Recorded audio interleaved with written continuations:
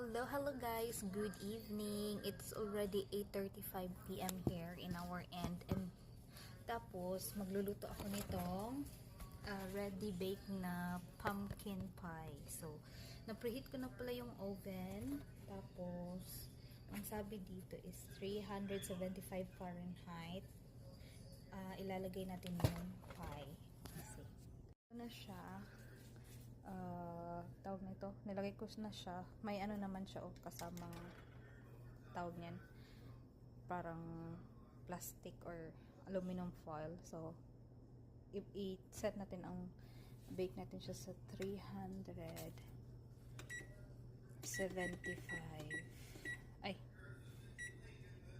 Then cook time is 1 hour or 75 minutes.